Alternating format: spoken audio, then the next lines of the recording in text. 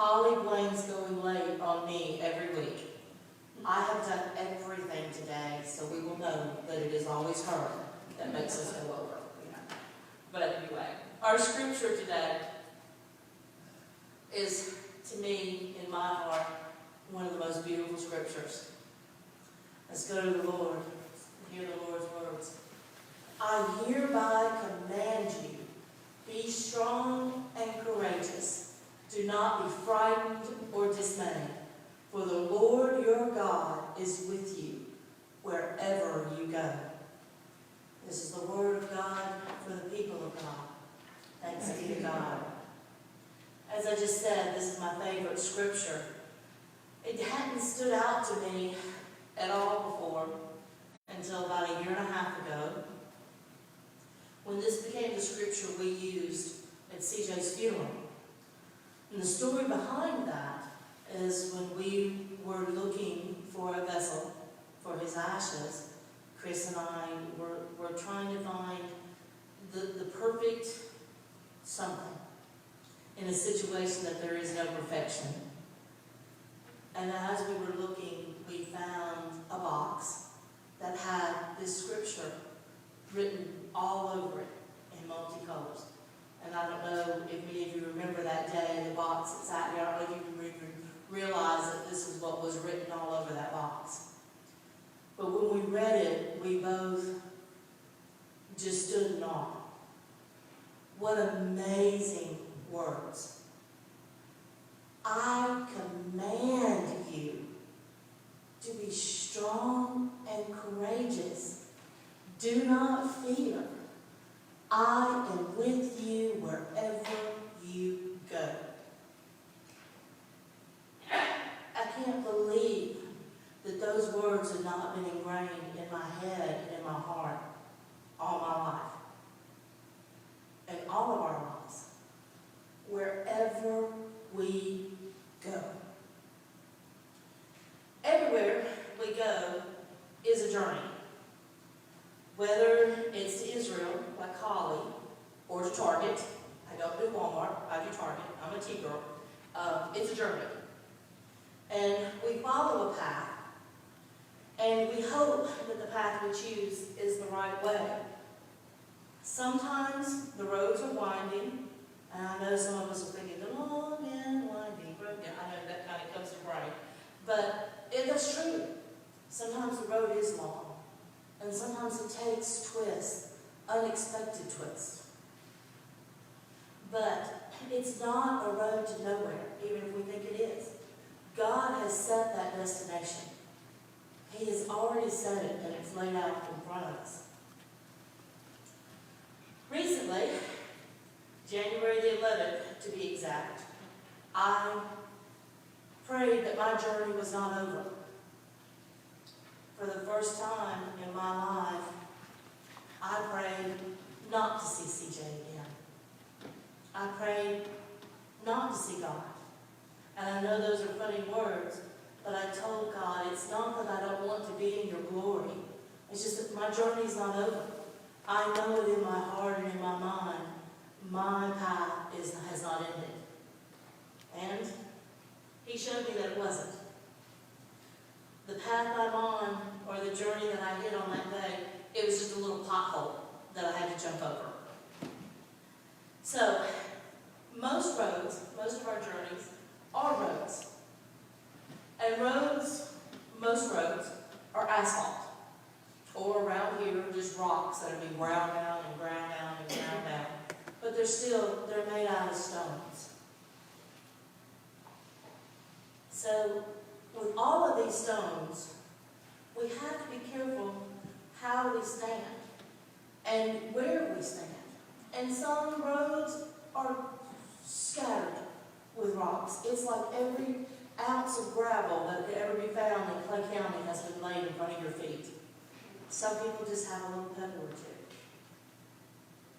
I thought Chloe was going to be here today. I was going to get her to do a little demonstration for me. Matthew, can you come back here for a second? I want to get Matthew to help me. Come here, just one quick second.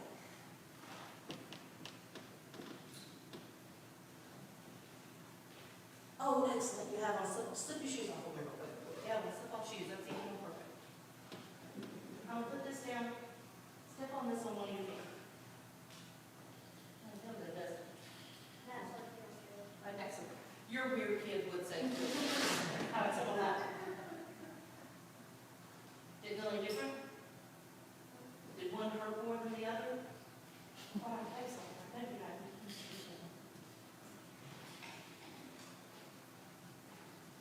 One rock, or 2 rocks, or 10 rocks. They're all the same. One doesn't hurt more than the other. My rocks, my pitfalls, my potholes are no deeper or harder or sharper than any that you might have, or any that you might feel, or any that you might step on. But these are just the paths that are laid out before us. Stepping stones can hurt, and bigger rocks can get in our way, and they can fill our journeys with struggles and make things a little bit harder to stay on the right path. So we try to take things in our own hands, and we'll either hop from rock to rock, or we'll try to walk around the rock, or worse yet, we'll take a shortcut. We'll take a path that we decide on our own.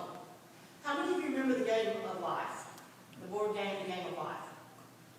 You know, you have the little cars, and you set down this little colorful pathway, and you spin the little wheel, and every time you gave it a spin, it would go flying off because it was not made well. But you put it back on and you'd spin it. And your little car would follow along. When you get to the end goal, you've won life. You're a winner at life. Now, there were opportunities throughout the game to take a shortcut. And you always wanted to get one of the spins that would lead you, that you get to go on the little shortcuts.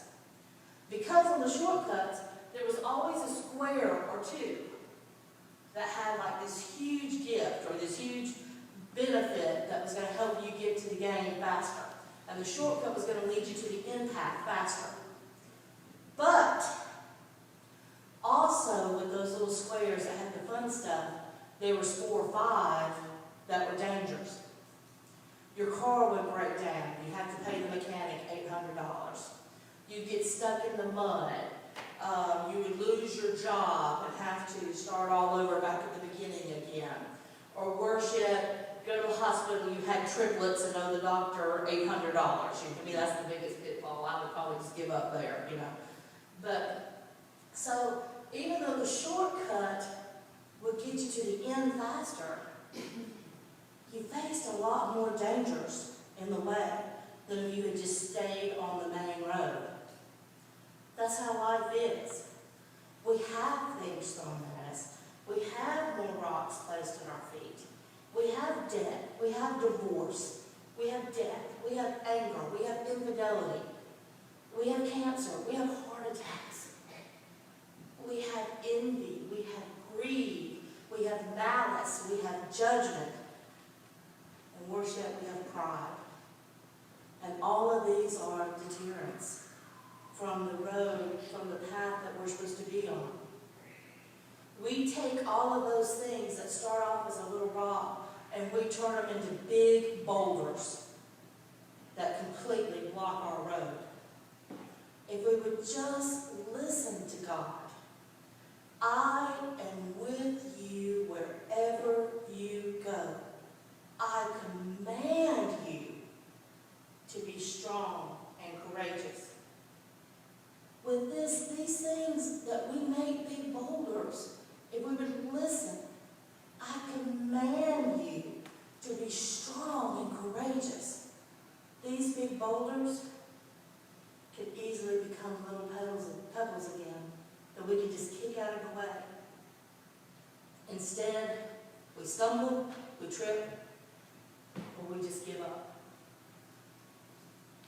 I have only known life in the Methodist Church.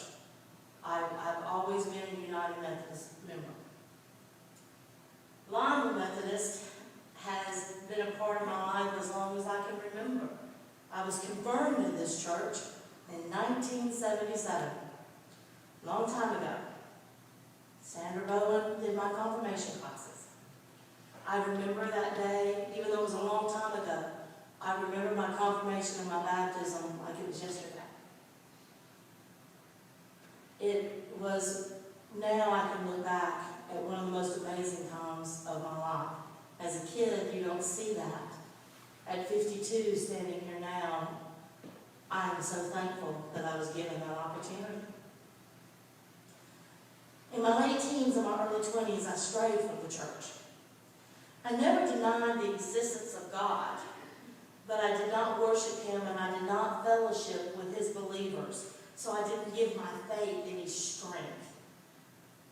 I chose a different path. I chose a shortcut. I took a sharp left. I believe in God. God's up there. Life is good, but I'm going to do my thing.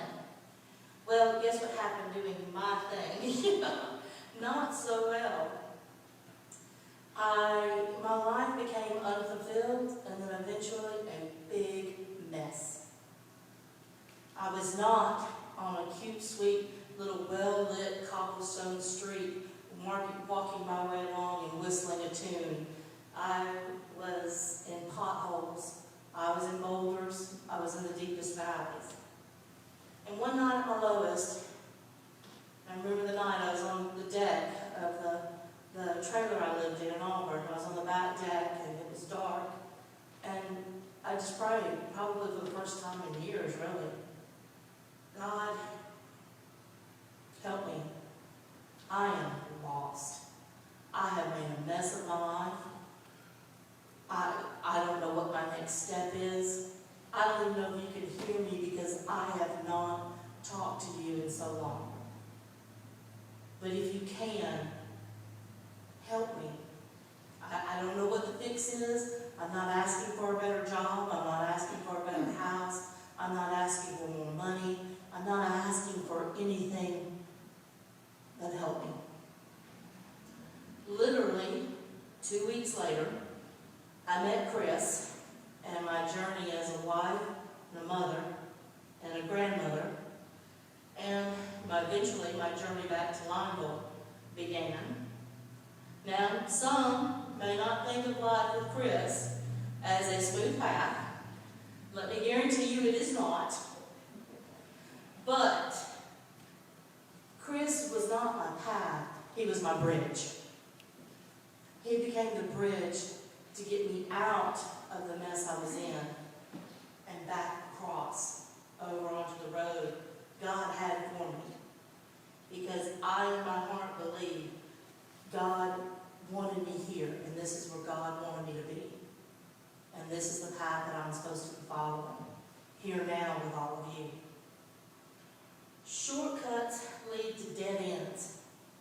And a dead end leads to nowhere. That's why it's called a dead end. There's nowhere to go from there. So instead of taking an easier road, face the rocks that are standing in front of you. Instead of walking around one, be strong as we are commanded to do and move it. If it's too big to move on your own, then put down our pride and reach out to the people to your left and the right, the members of your faith family, the other believers that we are supposed to surround ourselves with, to give us strength to move that rock, climb over it, jump it, do whatever we need to do to get back on the right path. Remembering that we have to be courageous because we are not alone. You have a faith family. You have other believers around you. We have God because, again, He says, wherever you go, I am with you. And having God beside us means having all of His people beside you. Laying down and giving up only keeps us from completing the journey God has laid before you. It also trips up the people walking beside you. If you lay down and I'm walking beside you, guess what's going to happen? I'm going to trip and fall.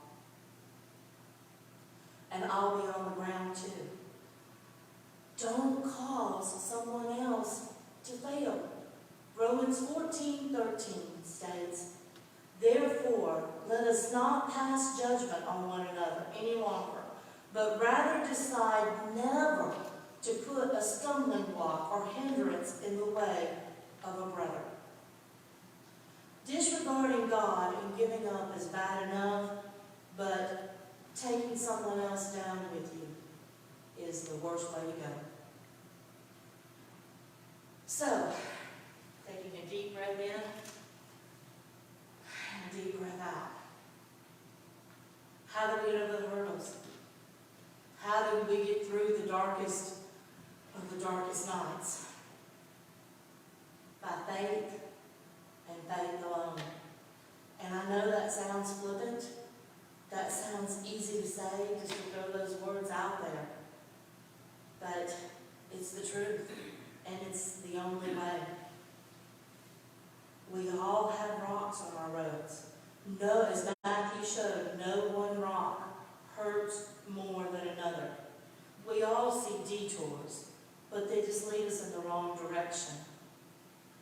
Our journeys begin from different places, but they take us to the same place. We are all on the path to the same destination. And in that journey, we are to be strong and be courageous. And those are magical words. And I know that they're just words, but believe them. Feel them.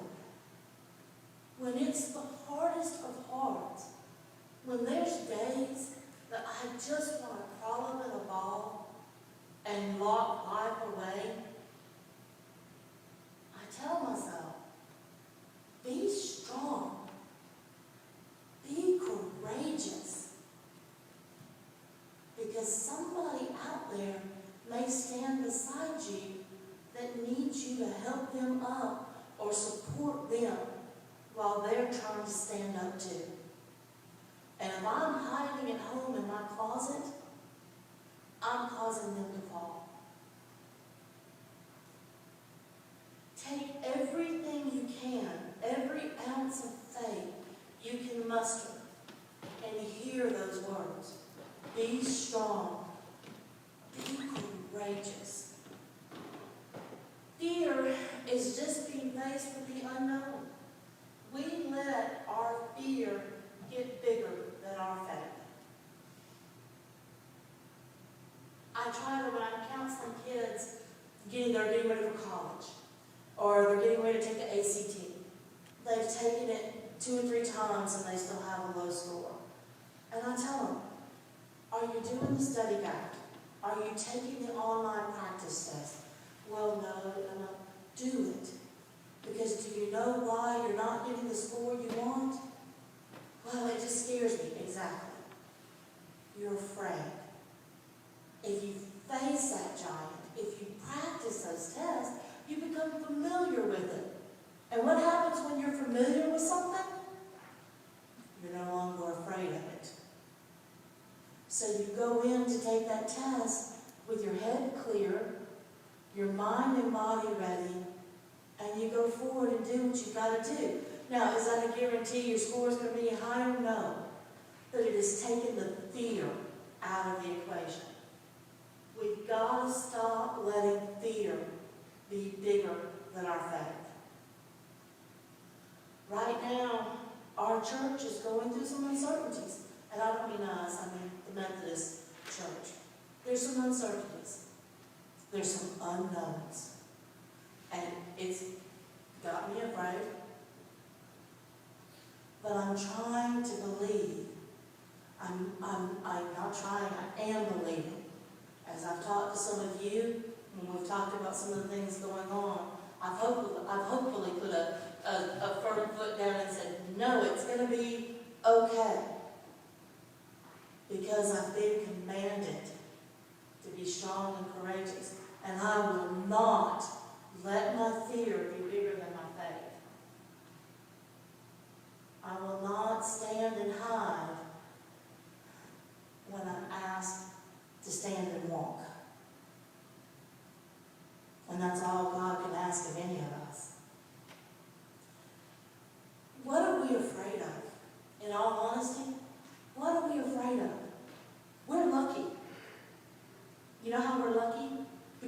know how it ends. People, we have the spoiler alert. I put my Bible down. I'm sorry, I don't have it in front of me. But we have the last page. We know how it ends. The last page. God wins. I mean, it's written more eloquently than that. But to sum it up, God wins. He's told us. We've seen the last page. We know how it's going to be. Now, there's going to be some trials. And there's going to be some hardships. That's how it is. It can't always be ice cream cones and sprinkles. Because you know what? If it's ice cream cones and sprinkles all the time, you never appreciate the times you treat yourself to ice cream and sprinkles. You know, if you always have good, if you never have a trial, you never know how to appreciate the good. That was something my parents taught me when I was a little girl. Keep your head up through the trials. Because the good's coming. And then you'll be able to look back and say, thank you, God, for carrying me through that, because here I am now.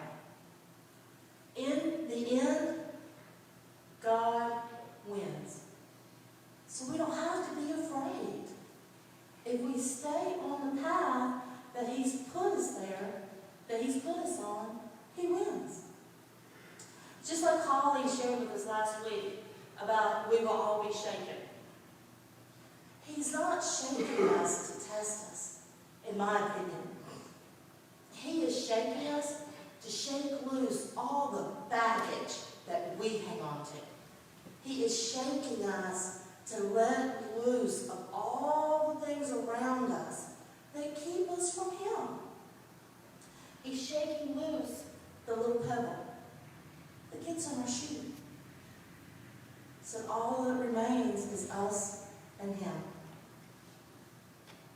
He just wants us to let go and hang on to Him. To get on the path that He's built for us. Hold our head up, shoulders back, as my mom used to always say. Suck in the front, tuck in the back. Left foot first. And walk. Don't stumble. Please don't lay down and trip the person next to you. Keep your head up. Keep your eyes focused. And remember, the biggest thing, always, always be strong. Always strong. Let's bow our heads and pray to God. Dear Father, we know